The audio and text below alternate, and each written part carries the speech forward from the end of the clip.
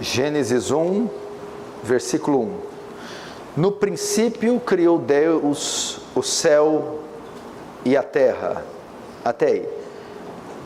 No princípio criou Deus o céu e a terra. Pedi para ele arrumar, ainda que está meio ruim aqui. Eu não sei identificar como está, mas está ruim. Está... Como que está aqui, Thales? Médio grave. Como é que é? Está alto, médio e grave. Som, 1, 2, teste. Isso, parece que agora som. Som. Ele não mexe nada lá, ele espera eu falar, tá bom. Aí fala, não mexe em nada. É só um placebo, né, João? Agora diminuiu um pouco o retorno e perdeu o brilho. Antes eu achava que isso aqui era tudo bobeira, né? Isso aqui era vaidade de músico, de pregador. Hoje eu vejo que não é não. Som, 1, 2, som. Aí, agora melhorou. Agora melhorou. Pessoal, então vamos fechar os olhos e orar. Querido Deus, diante de Ti nos colocamos mais essa noite, carentes da Sua graça, da Sua misericórdia, carentes, Deus, do Seu grande poder. Senhor, sei que nós não somos dignos do Senhor e nem conseguimos atingir Seus padrões. Dependemos de misericórdia e graça constantemente, e hoje não será diferente. Faz o Seu temor ser implantado nesse local, Senhor. Faz o Seu povo temer o Senhor da devida maneira, temer de modo compatível a Sua majestade, a Sua glória. É o que te pedimos em nome de Jesus. Amém. Por isso que Salomão disse que o temor do Senhor é o princípio da sabedoria. Se tem algo mais majestoso que você pode manifestar a Deus, isso é o temor. E se tem algo de pior, de mais horroroso que você pode fazer a Deus, é não demonstrar temor. Qual é o contrário do temor? Irreverência, carnalidade, destemor. Isso não tem nada de mais grave em fazer isso, como Nadab e Abiú, por exemplo, foram oferecer fogo estranho no altar e o Senhor os matou.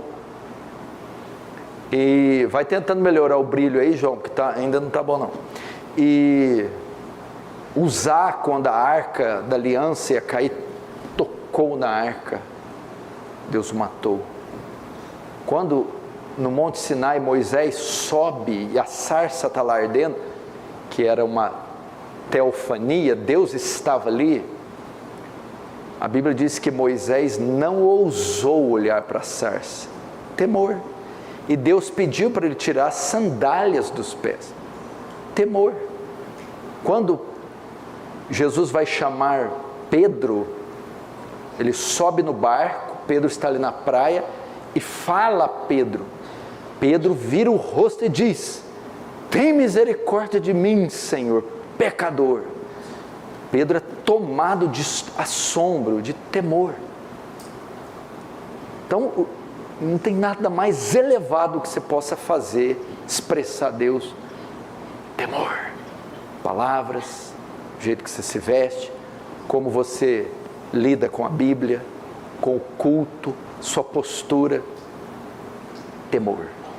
Então não seja o contrário de uma pessoa temente, não seja um escarnecedor, mas tema a Deus. Quero falar hoje um pouco sobre... vamos também falar, no último culto, tiveram muitas pessoas levantando e andando durante o culto. Talvez pessoas recém-chegadas, pessoas de outras igrejas, que é muito costume, baderna, celular, distração. Mas o culto, principalmente no momento da pregação, deve-se ter total reverência. Então, na hora de banheiro, beber água, essas coisas todas, você faz no final, ou vai para a praça, para o shopping, que é local para isso. No santo culto a Deus, com exceção de quem tem problema, aí quem tem problema se sente no fundo, que aí você pode ir ao banheiro, nós devemos ter o máximo então de respeito e reverência. Irmãos, eu quero falar algo para vocês aqui sobre a existência de Deus. A existência de Deus. Deus existe? Como sabemos que Deus existe? Se Ele existe. Se Deus existe, podemos provar a existência de Deus? Eu acredito que para nós isso não seja um problema. Para os cristãos, que, claro que um dos pilares da nossa fé se baseia no princípio da existência de Deus. A maioria de nós não vai ter dificuldade em acreditar em Deus, ainda que não tenhamos o visto, porque nós acreditamos por fé e por outras evidências, obviamente. Agora então, por que falar da existência de Deus para um povo que já acredita que Deus existe? Bom, você pode usar isso para evangelizar pessoas que não acreditam na existência de Deus, se bem que isso é uma bobagem, mas não só isso. Estudar sobre a existência de Deus aumenta a nossa fé, a nossa convicção da sua existência e a nossa admiração, o nosso fascínio por esse Deus maravilhoso. Isso tem consequências práticas, claro, isso mexe na nossa fé, uma fé minguada, uma fé murcha, é reavivada quando falamos de Deus, ou do ser de Deus, e da existência de Deus. Então esse é o meu desejo. Se Deus então existe, nós podemos provar sua existência? É isso que nós veremos hoje. Veremos alguns argumentos em favor da existência de Deus, com a finalidade que isso mexa, avive a sua fé. Esse é meu desejo. O primeiro argumento, ou o primeiro ponto do meu sermão para provar a existência de Deus é a consciência humana. A consciência humana. A grande verdade é que todas as pessoas têm no seu íntimo, na sua intuição íntima, ou no íntimo da sua consciência, que Deus existe. Por quê? Porque na sua criação isso foi colocado. Eclesiastes capítulo 3 diz que Deus criou o homem e colocou nele a eternidade. Então a consciência humana é uma prova da existência de Deus, porque não há pessoa que no íntimo, na sua consciência, não saiba disso. Romanos 1:21, Paulo afirma que os incrédulos tinham conhecimento de Deus, mas não o honravam como Deus. Está escrito aqui: porquanto tendo conhecimento de Deus, não glorificaram como a Deus. No mesmo capítulo 1 de Romanos, no verso 25, o texto diz que eles mudaram a verdade de Deus em mentira. Você conhece esse texto? Esse texto mostra que de alguma forma os incrédulos rejeitaram alguma verdade intrínseca, inerente em si mesmos, da existência de Deus. Porque Paulo está falando aqui no capítulo 1 de gentios, de incrédulos, de pagãos, de gregos e de romanos, que sequer criam ou confessavam com a boca a existência de Deus. Mas o texto afirma que eles mudaram a verdade de Deus em mentira, mostrando que rejeitaram alguma porção de verdade da existência de Deus. Aonde? Nas suas consciências. E o próprio Romanos 1,19 diz também: porquanto o que de Deus se pode conhecer é manifesto entre eles. Deus lhes manifestou. O que se pode conhecer de Deus? Pode ter algum conhecimento de Deus? O homem pode ter algum conhecimento, mínimo que seja? Paulo diz que pode.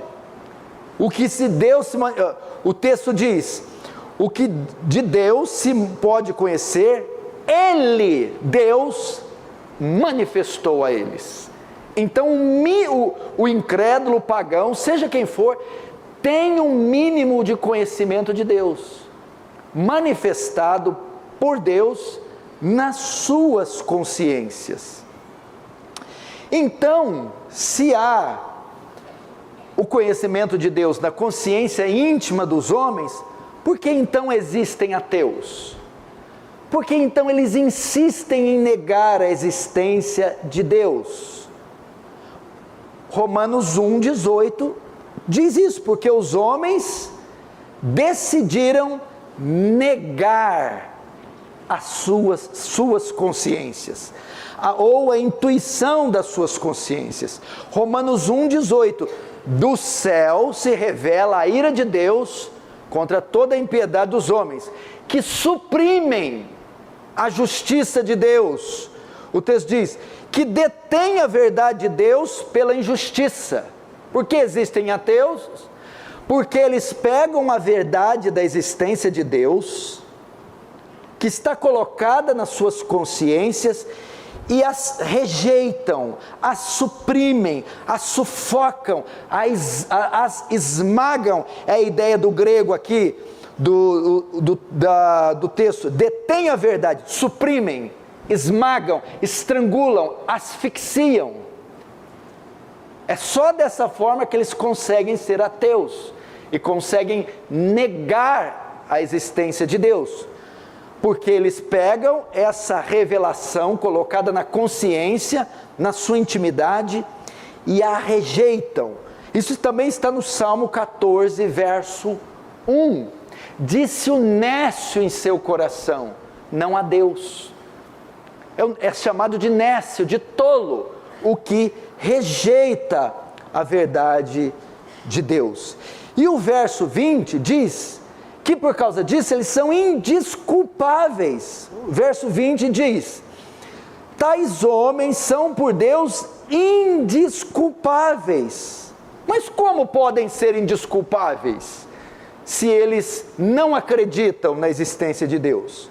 São desculpáveis porque a existência de Deus é revelada a todas as consciências dos homens.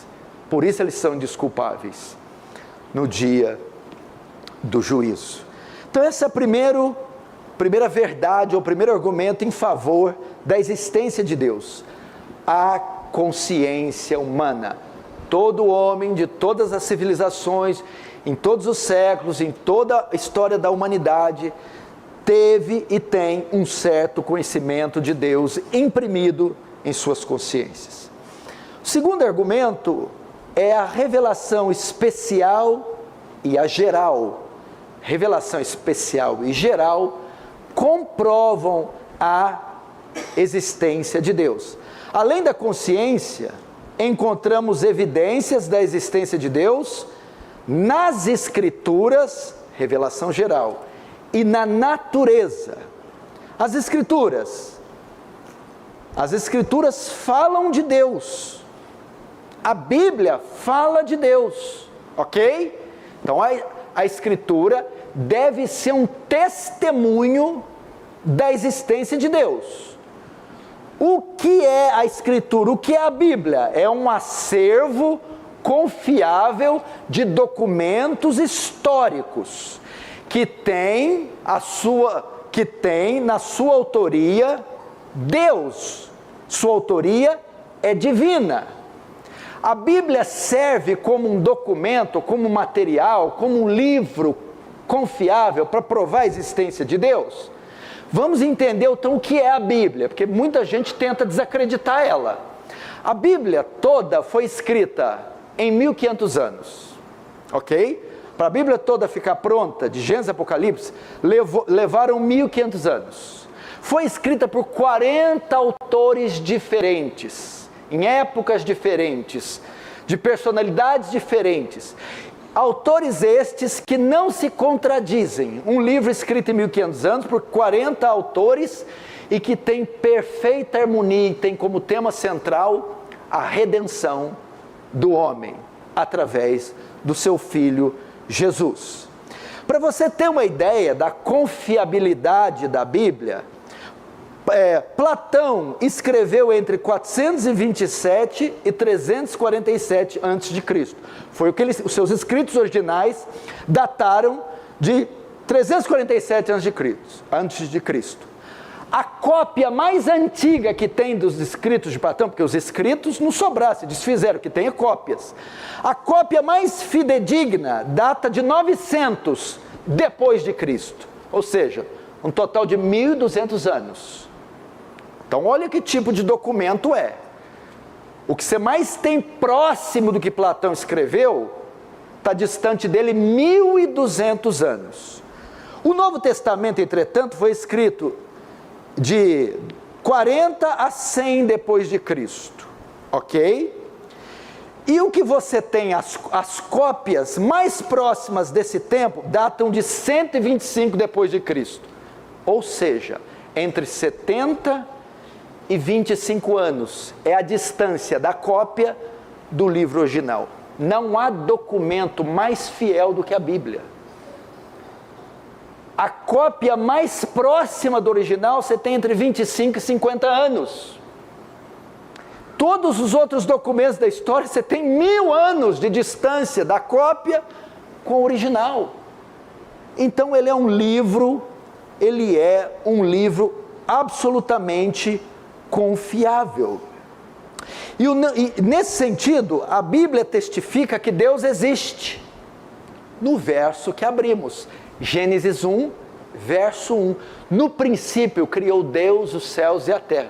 No original hebraico, começa com Deus no princípio criou os céus e a terra. Se a Bíblia então testifica da existência de Deus, e a Bíblia é um documento histórico confiável, então ela serve de argumento para a existência de Deus. Este livro, que tem sua historicidade comprovada, testificada, diz que Deus existe. É a revelação especial, é a revelação das Escrituras. Segundo, a revelação geral. A natureza também testifica da existência de Deus. Paulo diz em Romanos, capítulo 1, verso 20, porque os atributos invisíveis de Deus, assim como o seu eterno poder, como também sua própria divindade, claramente se reconhece desde o princípio do mundo, sendo percebido por meio das coisas que foram criadas.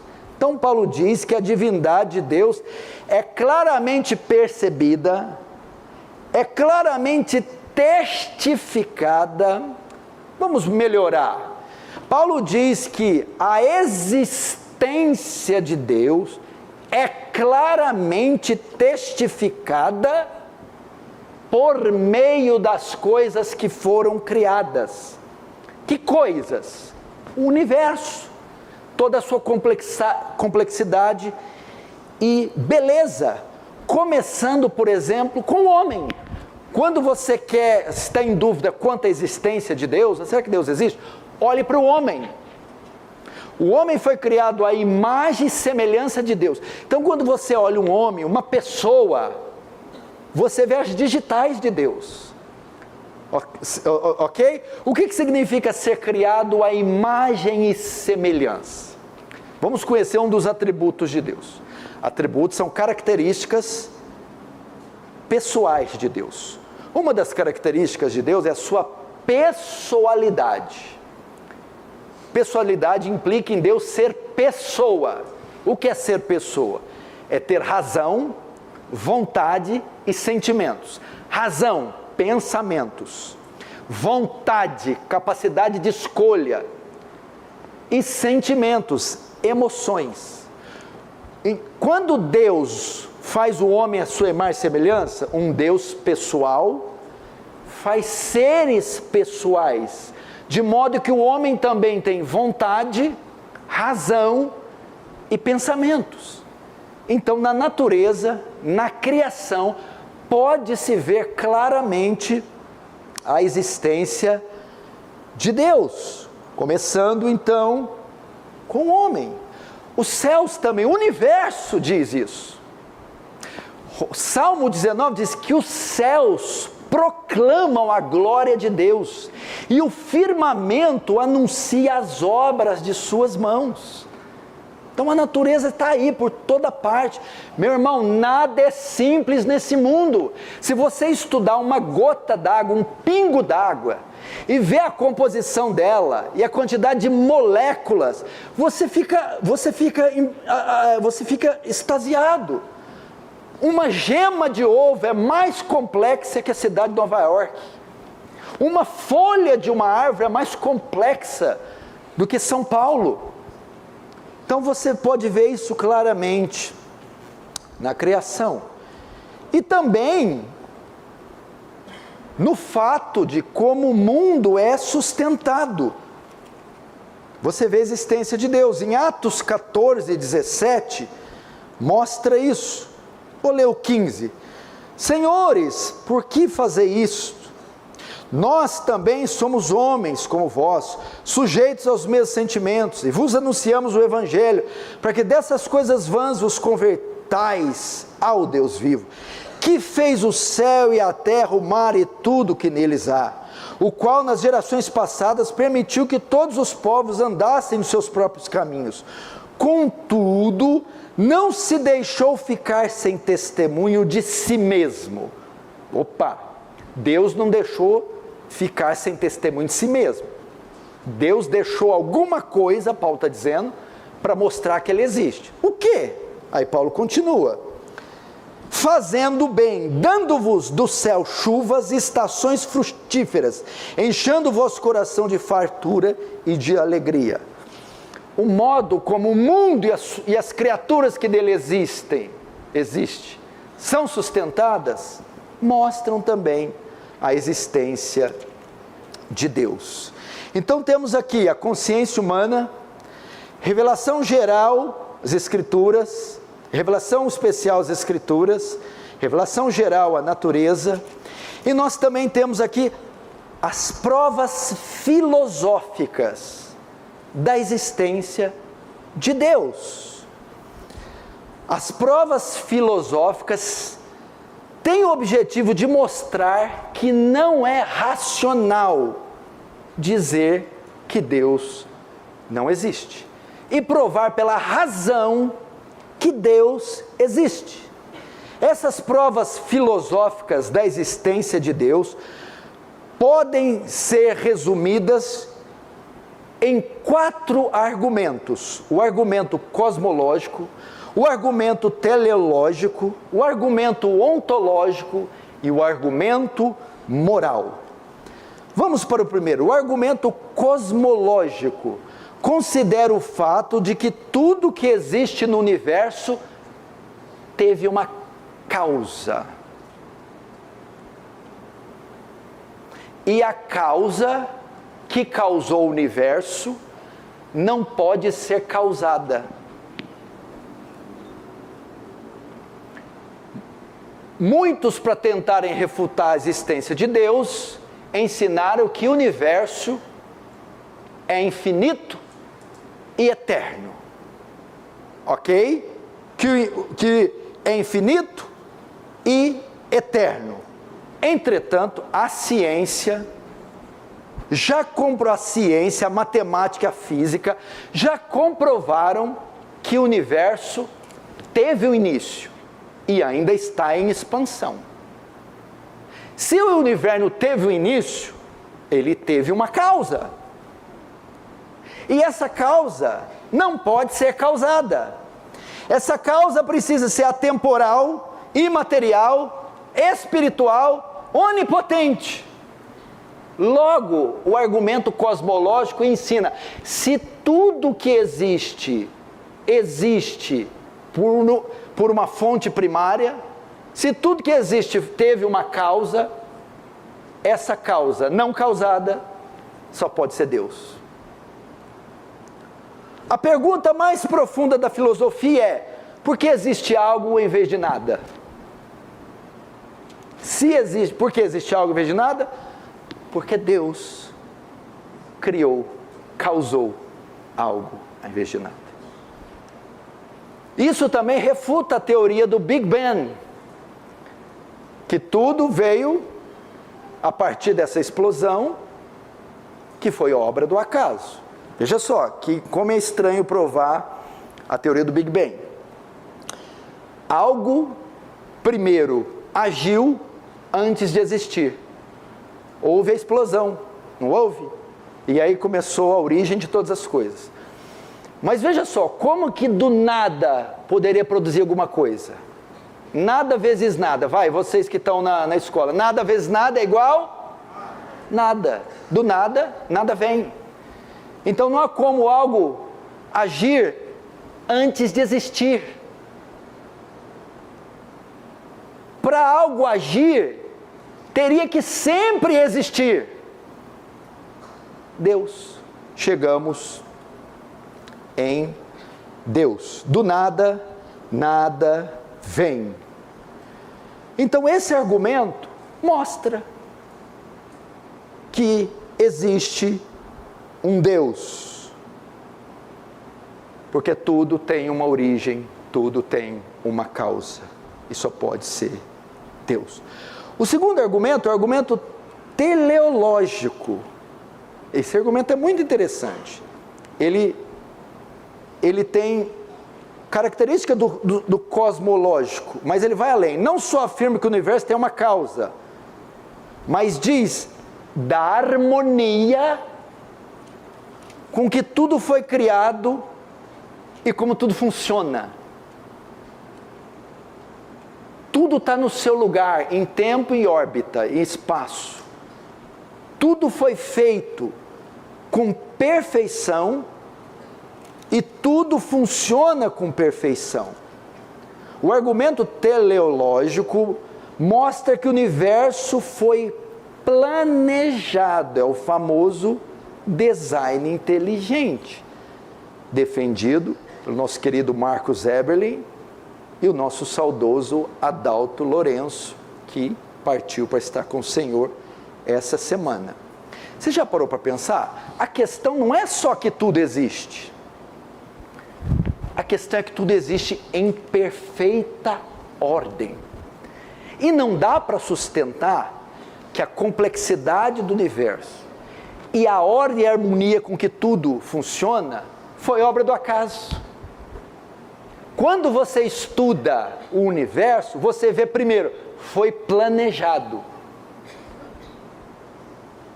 Foi plano deliberado de uma mente inteligente. Então está tudo em perfeita ordem. E isso dá provas que há uma mente inteligente por trás. Portanto, o argumento diz que se o universo foi planejado, deve existir alguém inteligente por trás, que o criou para que ele funcionasse assim. Deus. Quer ver? Vamos dar alguns dados para saber se é obra do acaso ou se é produto de uma mente engenhosa. Você conhece a rotação? É o movimento que a Terra faz em torno do seu próprio eixo. Vai achar que está tudo aí, Sol, estrela, atmosfera, a distância da Lua e do Sol, se isso aí está tudo por acaso, ou se tudo isso foi planejado. Então a rotação que é o movimento que a Terra faz em torno do próprio eixo, ela demora 24 horas, ok? Se o movimento de rotação da Terra fosse diminuído em 1/10, os dias seriam 10 vezes mais longos, e as noites seriam 10 vezes mais longas. Por essa razão, se o movimento de rotação fosse diminuído 1/10, toda a vegetação seria consumida pelo calor do Sol, com dias 10 vezes mais longos. E o que sobrasse, morreria pelo frio de uma noite 10 vezes mais longa. E aí? Foi planejado? Foi uma mente que causou e colocou isso aí? Ou não? A distância que o Sol tem da Terra, você sabe? 149 milhões de quilômetros é a distância do Sol da Terra para produzir calor e luz necessária para ter vida animal e vegetal na Terra. Se a Terra tivesse a mesma distância do Sol que tem Mercúrio, toda a vida animal e vegetal seria torrada aqui.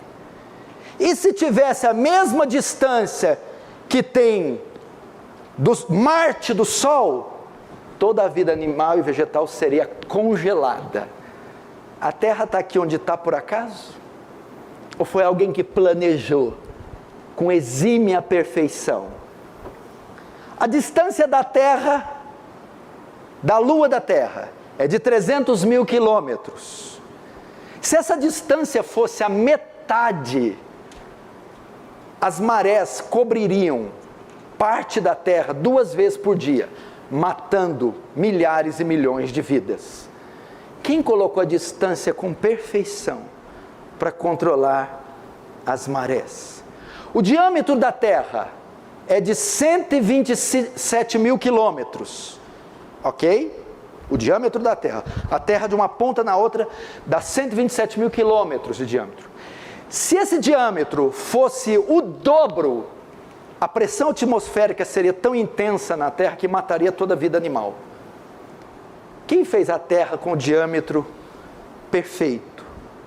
Ou com diâmetro para ter uma atmosfera adequada aqui? É o argumento teleológico. As coisas não estão aqui como estão. Foi projeto deliberado de uma mente engenhosa e inteligente. Deus. Então, quando você olha tudo e como tudo funciona, você então faz igual Paulo. Ó, profundidade das riquezas, tanto do conhecimento de Deus. Quem conheceu a mente do Senhor? E vai. Agora o argumento ontológico. O argumento ontológico parte da ideia de Deus definido como um ser maior que qualquer coisa que se possa imaginar. Logo, conclui-se que a origem da existência deve pertencer a Deus. Esse argumento veio de Anselmo de Cantuária, que disse o seguinte: se é pelo menos possível que Deus exista, então conclui-se que Ele existe. Esse não é argumento que faz uso da ciência ou da observação, mas faz uso da lógica. E Anselmo, vou ler aqui,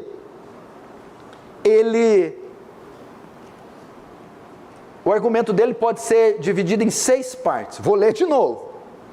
Interessante, né? Se é pelo menos possível que Deus exista, então conclui-se logicamente que Ele existe. E ele divide o argumento assim: é possível que um ser de grandeza máxima exista. Segundo, se é possível que um ser de grandeza máxima exista, então um ser de grandeza máxima existe em algum mundo possível. Se um ser de grandeza máxima existe em algum mundo possível, então ele existe em todos os mundos possíveis. Se um ser de grandeza máxima existe em todos os mundos possíveis, então ele existe no mundo real. Se um ser de grandeza máxima existe no mundo real, então um ser de grandeza máxima existe. Portanto, sexto, um ser de grandeza máxima existe. Esse é o argumento de Anselmo. Deus pode ser definido como ser de grandeza máxima. E se algo fosse de maior grandeza que Deus, aquilo seria Deus. E para ter grandeza máxima e ser de grandeza máxima, teria que ser onipotente, onisciente, onipresente e moralmente perfeito. E logo conclui-se que Deus existe. O povo que gosta de filosofia ainda está gostando, né? Outros estão assim, o que esse homem está falando? Mas veja só, e por fim temos o argumento moral, defendido por muita gente da ala cristã. O argumento moral parte do senso humano, de certo e errado, e da necessidade de justiça, e raciocina que deve necessariamente, em razão do senso moral, existir um Deus que seja a fonte do certo e do errado. Porque se Deus não existe, então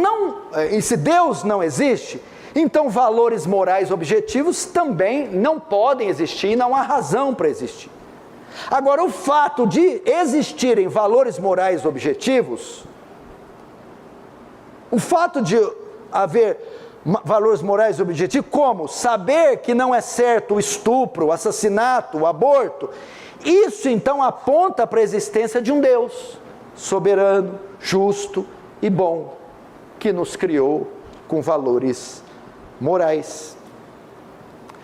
Porque o certo e errado implica num padrão de lei mais elevado, correto?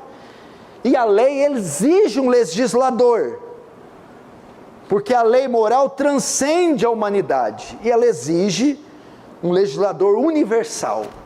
Nesse sentido, esse legislador, essa fonte do bem, da moral, é Deus. Logo, o argumento moral é usado para a existência de Deus. Queridos irmãos, o que eu mais gostei estudando, preparando este sermão, é agradecer a Deus por ser cristão, agradecer a Deus por crer em Deus, ao invés de não crer em nada. Agradecer a Deus por estar pisando em terreno sólido. Nesse sentido, isso mexeu com a minha fé e me deu uma alegria tão grande de saber que eu estou no lugar certo. De que crer na existência de Deus é a melhor coisa que alguém poderia ou pode fazer. E que de fato Ele existe. Ele é a fonte que sustenta, que deu origem a todo esse universo. E que criou todas as coisas.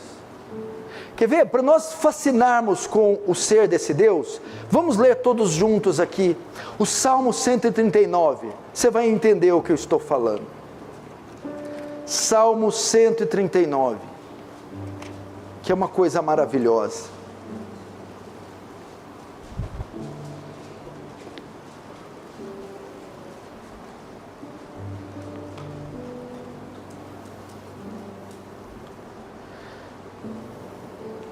Se você está com a revista atualizada, vamos ler todos juntos.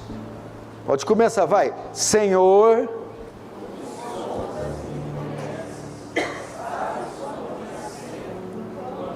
mais forte.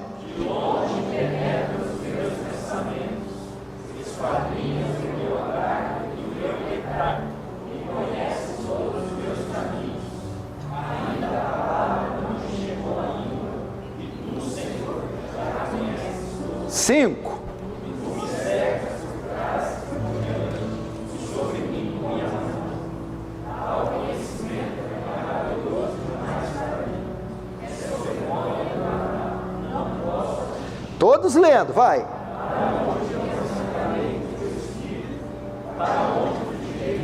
Isso.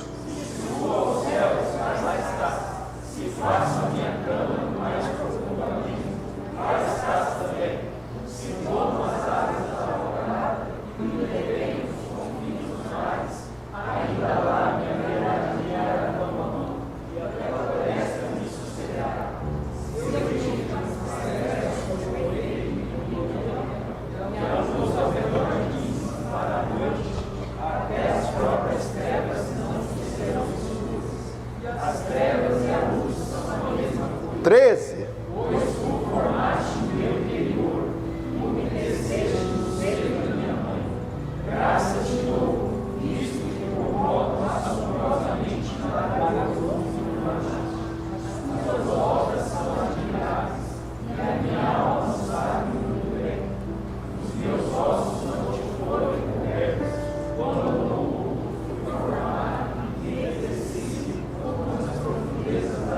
Dezesseis.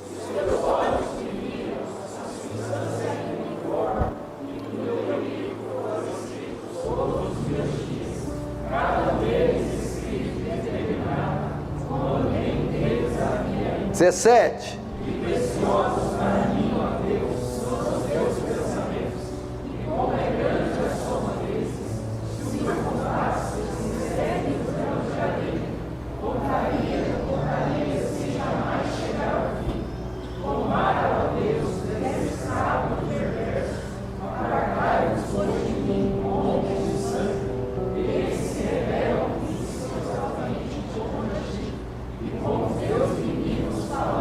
Vinte e um.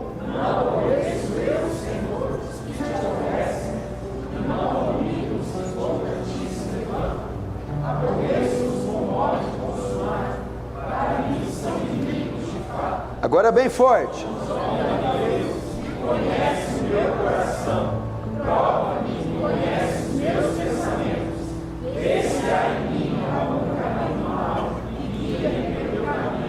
Glória a Deus. Esse é o Deus que nós servimos. Não só existe, mas onipotente, onisciente, onipresente, transcendente, eterno, infinito, santo, justo. Esse é o nosso Deus. Vamos orar agora, feche os olhos.